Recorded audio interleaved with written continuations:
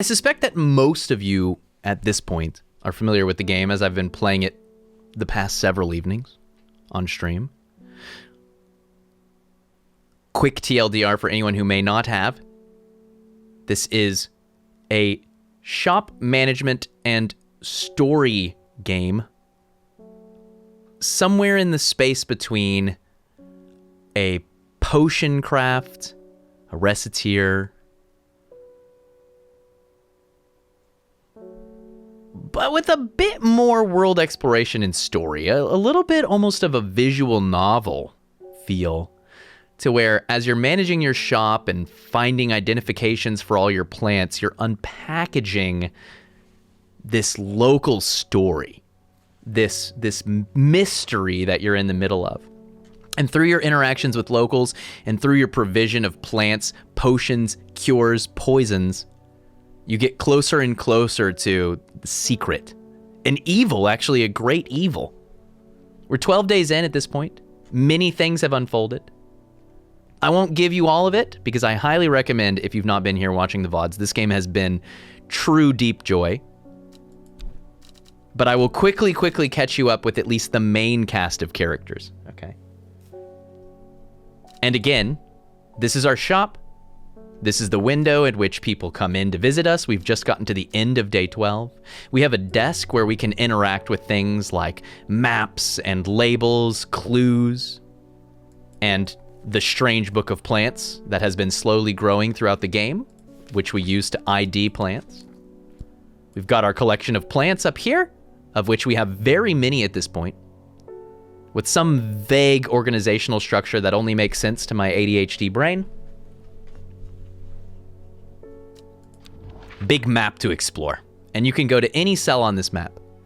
But throughout the game, as the story unfolds, we'll be given hints, like there might be something to learn from the butler at Egremont Castle, or I noticed a plant growing back behind a stone altar at the top of the Great Gable, but you'll need something to help you survive the cold. So there are these ways in which you're learning about the world, exploring the world, and it all comes back to plants. It always comes back to plants. You need plants to get plants. You need plants to help people in your shop. It always comes back to plants. It's strange horticulture after all, right? Like, it's got to be plant-centric. Flora-centric? There are a cast of 10 main characters we have seen, although there are other characters in the game. The mailman and some random customers who can even have progressing storylines. Anne Wood. We interacted with Anne Wood 3 different times, and we got to see her story unfold. But these are the kind of big players in the world. Faye Swift, the psychic. A local native who has seeing more and more intense visions while she's sleeping, which have given us some clues into the local mystery. Bethany Coleman, the sister. This is a local witch. There's a witches' coven nearby that she's a part of, and one of the most early mysteries started there, where their kind of queen, Arda, died, and there was an investigation into how and who killed her. Verona Green is an occult scholar. She has access to magical techniques of detection, which have been of great help when things got tough for Reuben Ward, the local investigator. But this guy is much more like a traditional mundane PI. He doesn't have the supernatural abilities that Verona Green has, and so they've actually been coordinating some and trying to figure out what's going on with these murders. Simone Green is one of our first friends in the game and the local librarian. Forrest Vare is a more recent acquaintance. A Drare, which is a kind of type of hunter. This is almost a Witcher style thing. When they're quite young, they take a dangerous drug, which gives them increased powers, but then they have to keep taking it for their whole life or they can die. Detectable by these green eyes, which is caused by the Giranthium. That's the drug they take. The woman in the jade mask we know very little about, other than that she showed up in the psychic's visions and has been seen recently in strange places with even stranger acquaintances. Is she good? Is she evil? We know almost nothing about this person other than that she is significant. Innis Aylford is the cultist, is what they're calling him here. The Seeds of Redemption is a local organization that worships something called the Woken Dendru, which we suspect is also known as the Servant. It's a very evil demon that you can summon. And so probably not good news. We have ingratiated ourselves with this man and with their group, but I suspect that this may be kind of a beginning of an end kind of acquaintance. Isidore Burbage is the barrister, which I learned means kind of like a lawyer. And this person is definitely a curmudgeon, not a very happy individual. Finally, Amos Duncan, our actual first friend and pen pal, the collector. They go around exploring and finding all sorts of plants and report back to us. That's who we've been interacting with. Like I said, it's day 12. We've put tags on plants. Yellow usually indicates that we've identified it definitively. Purple often means that we're not 100% sure, but we think. We can go ahead and change Cauldry to yellow because this is Cauldry. We used it recently. Red means dangerous, usually poisonous. And like I said, there's a vague semblance of organization here that makes sense only to me, but I have ideas for things we can do. We very recently acquired the tools to make potions, and so organizing flowers based on being able to use with a potion, organizing plants based on their utilities, organizing them just alphabetically is very reasonable. That's where we are. In the day, go to the next. We are very close, by the way, to going and potentially taking out this servant. We know where we need to go. We are pretty sure we know the 5 plants that we need, but we don't have all 5 of them yet.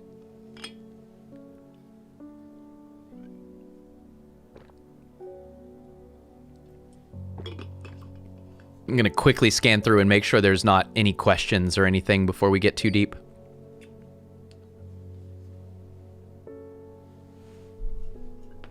Yeah, no problem, P-Tran. Absolutely. The game's really cool.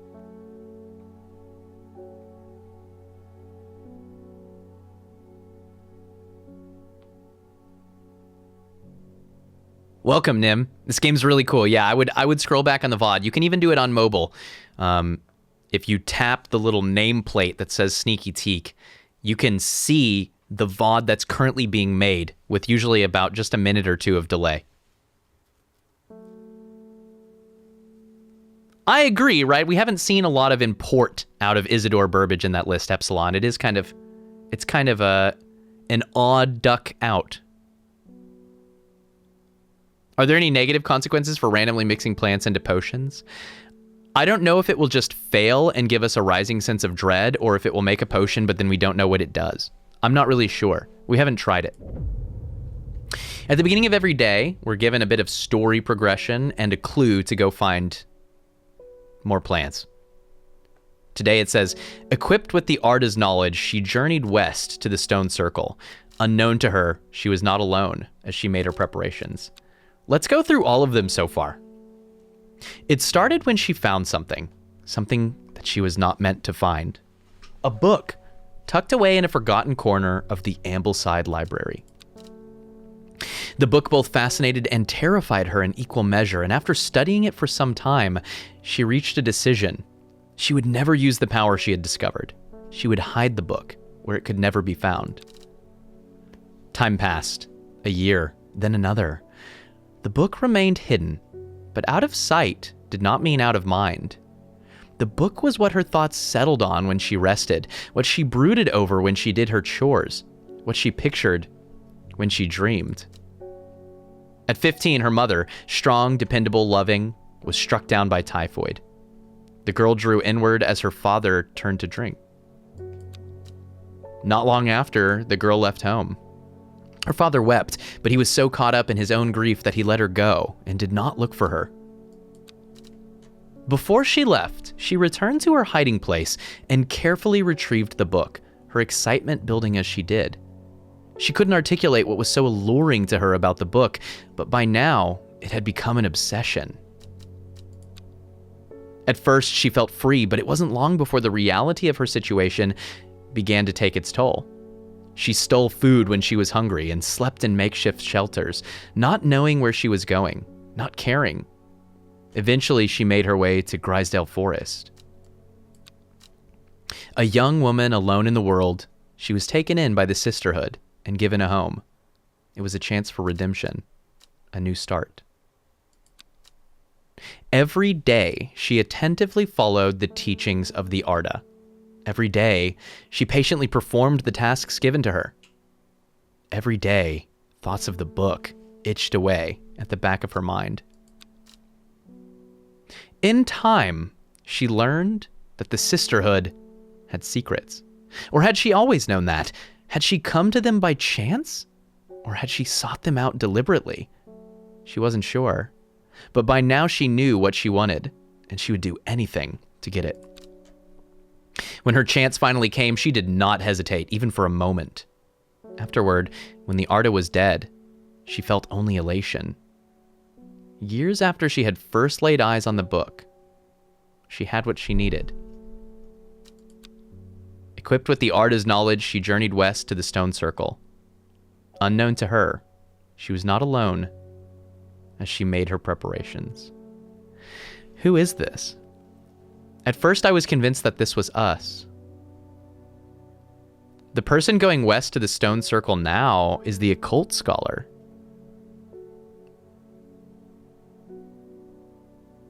But I thought that we were on the same team to stop this. I mean, the indication is that this is our villain, but is it someone we know? It could be the sister we've been interacting with, but the sister helped us find the plants that we need. She gave us the clue to figure out what plants we need, right? You think it's the Jade Mask Woman, J. Merc? That makes a lot of sense, right? And we've seen the vision of her going over to that stone circle, and there's like the servant potentially coming there. Jade Mask Woman makes a lot of sense, that this would be the tale of the Jade Mask Woman.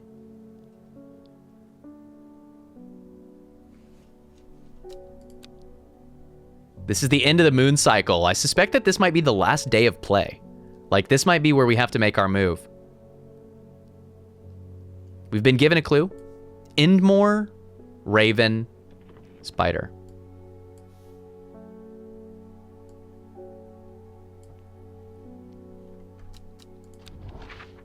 Let me show you. First, we need to find a place named Endmore.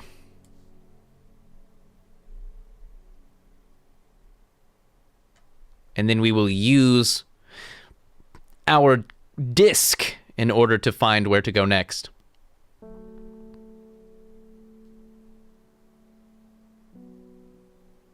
Gleeston, Kirkhead, Meathop, Backbarrow, Whitbarrow, Endmore.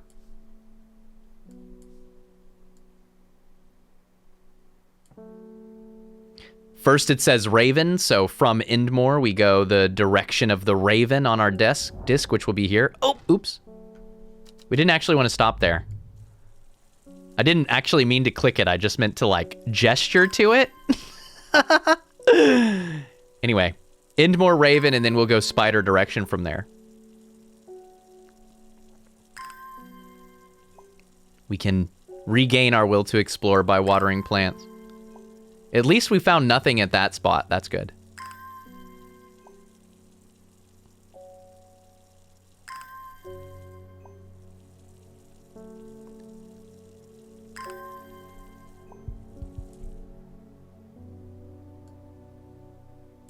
Oh yeah, this is our shelf of the ingredients for defeating the servant. Okay. Back to the map. Endmore to Raven. And then Raven to Spider. Here. A jackdaw croaks, hidden somewhere nearby.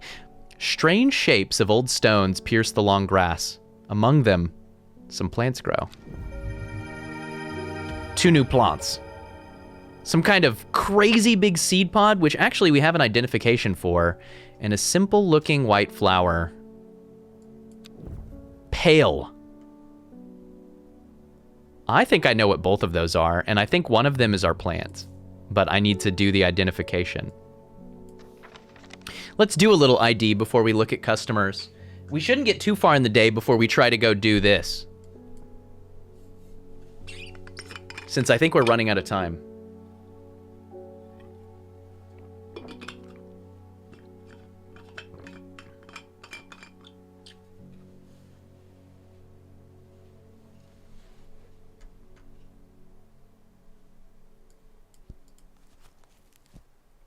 Okay.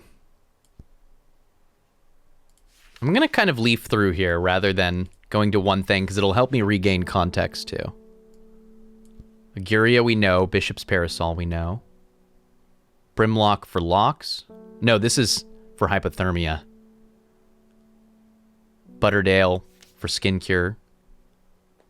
Cabalia for decorating graves. Candlewood for mental shielding.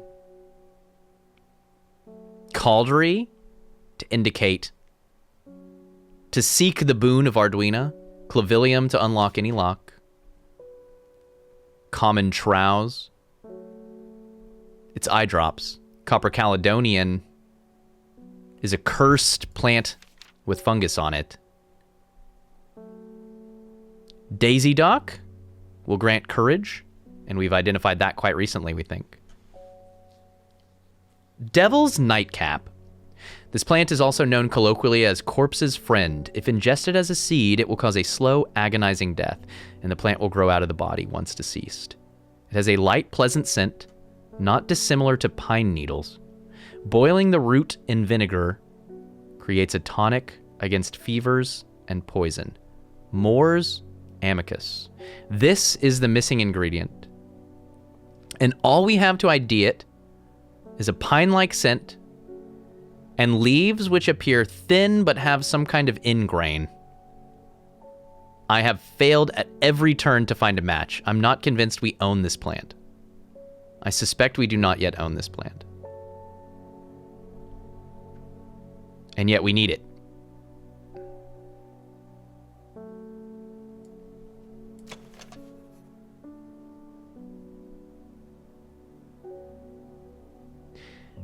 It could theoretically be this, although it doesn't have the ingrain at all.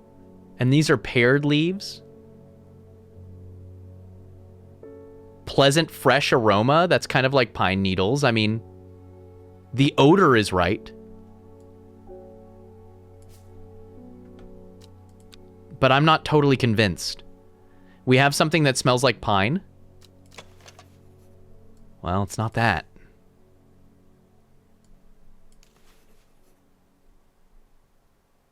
Acerbic odor?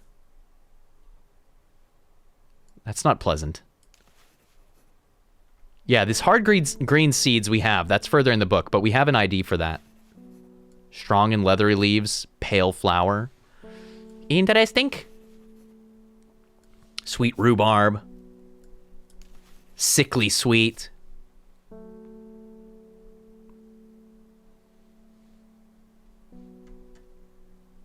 Let's keep going. Giranthium we've ID'd. This is the drug used by the hunters, and Elderfinium is already up here on the list. Reversal to Dendra's miasma. Embersoul. It's this guy.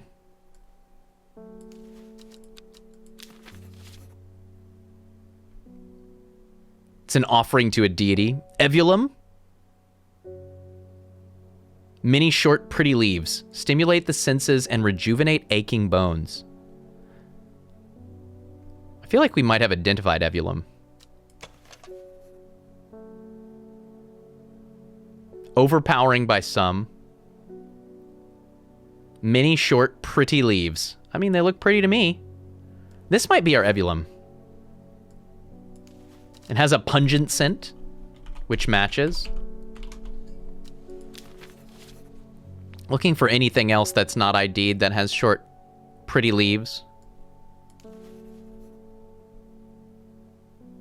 These are like a little bit too wide, comparatively, right? Pleasant and fresh is not what I would call overpowering.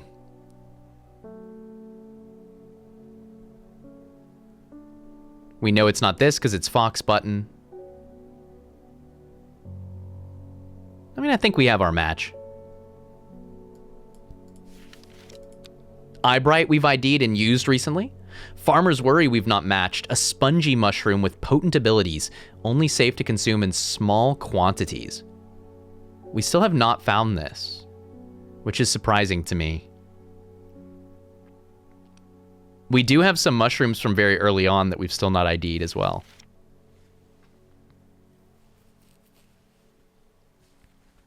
It is very atmospheric. Talk funky to me, absolutely. It's part of why I like it. What's the purple labeled red flower next to the fire sandpaper? Candlewood. We think. And I'm pretty sure we even used it. I think we might have confirmed that this is candlewood. Fever Kiss, we already know and have used. Little red berried plant. Right here. It's coffee. Forest Camphor. Sleep Aid. A rounded dark blue cluster made of many smaller flowers. It's this. Fox Button. A sign of friendship. It's this. Gandy Root is this. Helps with digestive troubles, but only the petals, not the leaves. Gilded Dendra. Perhaps the world's most deadly poison. Gray Sandfire can be used for dental hygiene and smells like smoke. Harlequin Blue literally screams when you burn it. Hinchuck we've tentatively identified.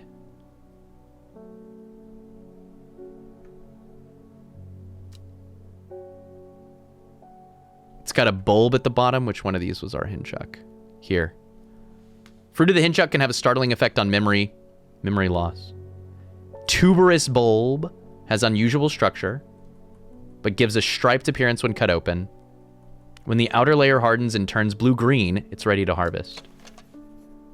Bulb is quite firm and turquoise in color.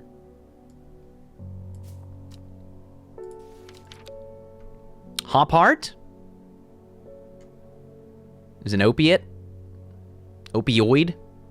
It's this guy. Jacob's Worth has some leaves that will help you find lost people. Lady of Summer helps with memory deterioration and is a beautiful decorative flower. Larkshine causes pain. Lemon Dandy doesn't smell great, but has many medicinal uses. Mary Dock, a round yellow flower made of many smaller florets, which we identified very recently. Causes the mind to dissolve. Lyle of Neptune. Also called Truthsayer, the plant will force a person to tell the truth when eaten. Sparsely petaled pale flowers that give off a strong scent. Sparsely petaled pale. I don't know that we've found this one yet.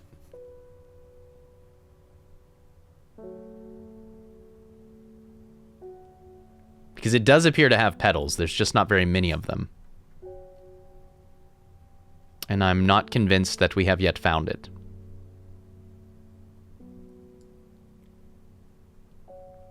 Boletus Veritum.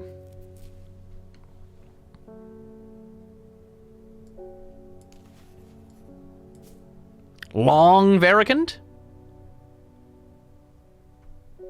Believed to lift curses. Small leaves grow in pairs along the stem. We have this one. We used it quite recently.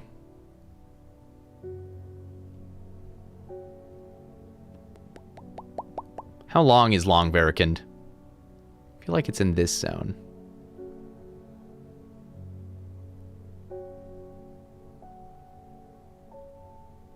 Where'd you go?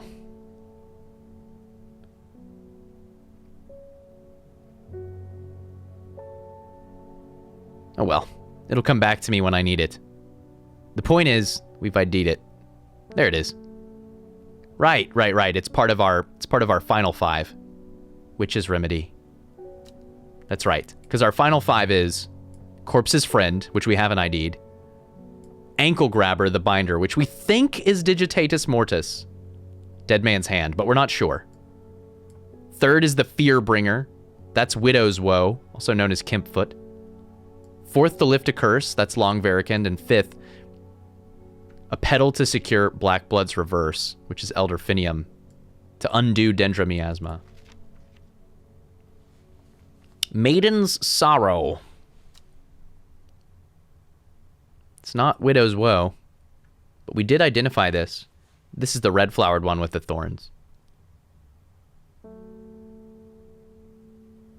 Helps you focus. Mary's Breath. This is something we used very early on. Something that can bind someone to secrecy. Meek Dew is decorative, but can result in sores. That's way over to the left. Mellow Glow makes us invisible. That one's ID'd. Norwood was this really neat plant with the visible spores under the secret finding light. Mountain Astery makes you feel confident. Also smells like books. Pallions. Mini short leaves. Apparently it's very good at improving air quality. Curious. We just received another plant with many small leaves. We should think to look if this is a match. Because we also just tentatively ID'd another plant as Evulum. I don't think that Evulum will be Palliance. Freshness in air, and this says that it's somewhat pungent, right? So that can't be it. But we did have one other flower that had a bunch of small leaves. Throws a hammer. That is pretty funny.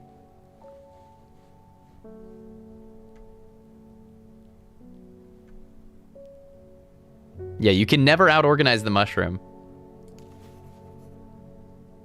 I bet this is Palliance. Most plants offer a small improvement to air quality, but the Palliance is in a class of its own, sometimes called Sweet Breath. Thanks to the freshness of air in its vicinity, the many short leaves of this plant are thought to help filter toxins from the surrounding air. Many short leaves, and it says it has a pleasant, fresh aroma. I bet that's our plant. Palliance. Sweet Breath.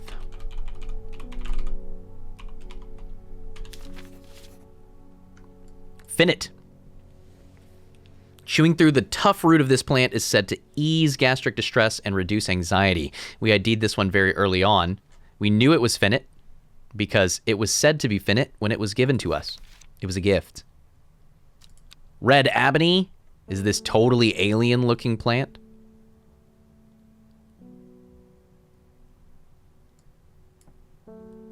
Which is said to uncover hidden secrets. We used it to activate the secretometer. Wren, used to detect poisons. Royal Gentia is a way to release Swift Snare. This new one that we just got must be our Sheep Snap. The Sheep Snap is thought to bring good fortune when prepared correctly. The green seed pods of the Sheep Snap have a hard outer shell and sound hollow when tapped. To the south, they call this plant the Bulbs of Bayonne. I'm pretty confident that this is our plant.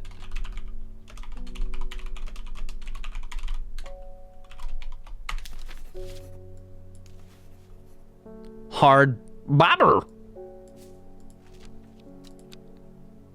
Shimmerlung. A wild-looking plant that gives off a blinding white light when burned. We ID'd this one fairly early on. It's here. Solomon's Scepter. Here. Used in witchcraft. Spring Wax Cap, we don't think we own yet. St. John's Poppy was our first ID. Storian, we're pretty sure is one of our deadly plants down here. Sunset Mount Cap. Also known as Stinking Mount Cap. Note the flies flying around it. It's toxic. Trimblehuff. Decoration at weddings. It says a cross-section of the small cup-like flowers can be seen here. They generally point downward. And we're pretty sure it's this. Generally, but not always. Down-ish. Rarely up. Wandering Bew. Fungus that moves around. Weeping Bell. Also known as Golden Light. Helps with insect bites, but it won't find you gold. People think it does. Widow's Woe induces fear. We think that it's our third plant for the ritual that we want to perform. Wild Coal. Hair of the Dog. It's a hangover cure. Instead of Hair of the Dog. We used that one quite recently. Winter Boar protects you from extreme cold and hypothermia. It's a little blue plant. Blue flower, rather. Witch Fig has all sorts of curative properties. Worry Less is an aptly named plant. Inhaling the smell of the flowers is said to help ease symptoms of anxiety. This one's ID'd as well. We only have a couple things in there not ID'd, and we have a bunch of things on our shelves that we don't have IDs for. And so I suspect that what we want to do now is talk to some freaking customers.